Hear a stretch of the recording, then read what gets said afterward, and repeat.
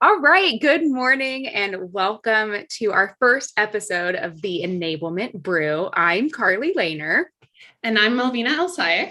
And we are so excited for you to join us on our mini series where we talk about everything that has to do with enablement. And of course, I have my cup of tea, given that it is the Enablement Brew. Carly, what do you have?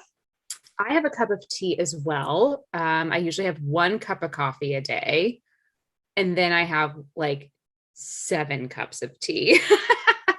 Yeah, I think with me, I go through about 4 cups of coffee in a day, if not more. And then I supplement it with tea in between. I used to have a lot of coffee. My first job was at Starbucks, or one of my first jobs. So I was obsessed with coffee. But moving to England, I know you switch. very big tea culture here. Absolutely. So super excited. We're going to start off this mini series, roughly 10 to 15 minutes for each episode. And in this first episode, we thought with kicking off about how we actually got into enablement. I think speaking with a lot of enablement leaders, we found out that actually everyone just falls into it. So we'll start off this first series with telling you how we actually got started. So I'll pass over to Carly. Yes. All right. So first of all, I was a business major in college. I was a marketing major. I had no idea what that actually would mean in the real world one day.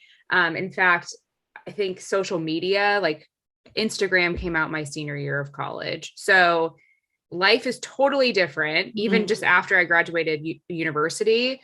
And like the landscape of like what marketing is. So I didn't really know what I was going to do. And I got a job in sales. And it was a sales development program. And we were selling coupons. So exciting, super sexy, a sales job selling coupons. And I quickly realized that I enjoyed training the new hires that joined the team I was on, and actually going to the training courses that we had a lot more than I actually liked selling.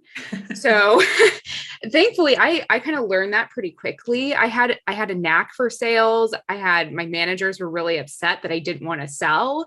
They thought I was a natural salesperson. But you wanted to help people. I wanted to help people. And so I moved into a training coordinator position that was on our HR team. So I basically came to enablement from the learning and development HR space, but I always focused on sales in my career. So I did that. I did classroom facilitation. I was self-taught in e-learning development.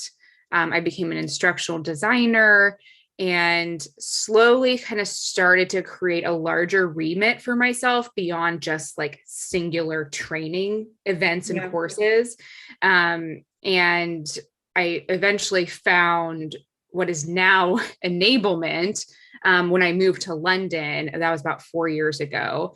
And I joined a company called Axiom, and they had this sales training and development manager position open, but it was called Sales Enablement internally. And I realized, wow, this is exactly what I should be doing, because it's training, but there's so much more to enablement, which is going to be one of the episodes that we talk about in this series.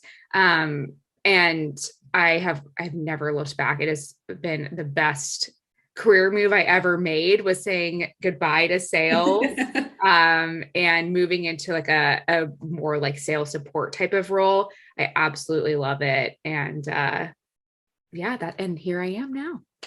And it's so funny because I feel the word enablement, right? It has been around for a while, but even when I was evaluating different career options, like I never knew how to put where to put my finger. Like, is it training? Is it facilitation? Is it e-learning? Is it building out programs? And then I was introduced, to enablement as a whole, which I think really captures a lot of what I love. But my story is quite similar to yours. I mean, I was in a big corporate company for 10 and a half years, and I've done pretty much every single role under the sun. So a team leader position, customer service, customer support, sales. I did sales for 5.5 years, and I was actually covering the Polish market. And And already at that time, I was involved quite heavily in giving training programs, delivering some of the content that other people have been putting together. But I realized I enjoyed that. I enjoyed being in that classroom atmosphere, and not a classroom atmosphere in the sense that everyone is just, staring at you, right? Waiting for the time to pass. Like, when is this going to finish? But actually getting that engagement and getting the buzz in the room was something that I really enjoyed, and having those discussions and conversations with people. So I would say I fell into enablement, and it was actually through training and some of the great training programs that I have been part of. And ones where, I sat in and I was the student and I just said, wow, this is amazing. You can really inspire people and get people to think about sales, selling, methodologies, right? Communication skills in a completely different way to actually help them be better in their roles. So that was something that inspired me. And then from there, I said, okay, what is the next step? And back in the day, I got involved in a department that actually put together a lot of these training programs together for our salespeople, but really making sure that it's aligned with the business goals, right? So whereas in the past, things could have been done ad hoc, but now actually looking at it holistically and saying, this is where we want to be in 5 years. These are the products we're potentially going to be selling, and these are the skills that our salespeople need to acquire, both soft skills and product skills. So I've done that for in total 10 and a half years. Enablement obviously slightly shorter, but then from there I moved into the startup world, and I have to say that is what I love. I love a really fast-paced environment where I can get my hands dirty quite quickly. And it's just that buzz of creating something from scratch. Like, I love going in when there is nothing and actually building it up step by step and seeing the impact that it makes. But it's interesting. I find we all have a moment in our lives or in our careers that actually inspires us to want to move to enablement, right? Like, no one graduates university and says, Mom, Dad, I'm going to be in sales enablement, right? Because what on earth is that? Yeah. I mean, there are so many business leaders who have no idea what enablement actually is. So someone who's fresh out of university probably doesn't realize what it is either. And they're probably not even teaching enablement at universities. And maybe that's a aspiration that we can have, is that we can start to build enablement into the business curriculum at universities. But it's definitely not a career choice for a lot of people. And I feel like it's very similar in HR. I've learned, like, when I was in HR, a lot of people kind of fell into it, and enablement's definitely very similar. But it's a great career, especially if you enjoy being around the sales world, but you don't want the anxiety on a Sunday night. What client email am I going to wake up to on Monday morning? We wake up to different emails. We wake up to different emails, but really, like, perspective is a really important thing in enablement. And like, that's how I kind of stay sane, is realizing that, like, yes, we have our own stresses in our career, but really at the end of the day, we're working with people internally. And there's, I think a little bit of not quite as high of a pressure of a job when you're working internally as opposed to working with clients directly. And so for me, I don't miss the, like, anxiety of staring at my inbox. What problem is my client going to have today? I can deal with pretty much anything that someone throws at me internally. But it's the external stuff that I don't miss whatsoever. And it's funny that you say, enablement isn't taught at university. Well, sales isn't really taught at university, right? And that's why our role becomes so important, because, imagine all these recent university graduates that are entering their first sales jobs and they're super excited. And all they know is what they see in the movies, right? Like, they watched Wolf of Wall Street, just to give you an example, right? Or any of these other movies that portray salespeople in such a such a negative light. And I think it's our responsibility, or at least I feel it's my responsibility, to train, coach, and equip salespeople so they can beat those stereotypes and really sell in a very consultative, conversational, empathetic type of way. Yeah. And one of the things that the movies portray is a lot of male salespeople. You don't see a lot of No. women who are just like your normal average person, right? As a salesperson. So like when you think about women in sales, there's not a lot of role models there in Hollywood. So when I see like female SDRs coming in, I get really excited because they want to hopefully be salespeople. And, SDR is a great career path into an account executive or quota carrying role. And if we maybe educated university students on what sales really is, maybe more women might be attracted to the career because it's not the Wolf of Wall Street. That's a completely different world. But I did have a selling class in university, and we learned spin selling. I do remember that. Yeah. But like, I had no context for this. Like, I was like, okay, this is a sales situation. This is the problem. This is the implication. But I don't know, maybe, and that's the challenge, I think, generally with university, is that you just don't have the real world context to apply what you're learning, which is why like the university of like life and like business and real world experience, I think, is just so much more valuable. There's got to be a way to make that a little bit easier. And I think also sales enablement becomes difficult or challenging when you haven't actually experienced a lot of the things from the inside out.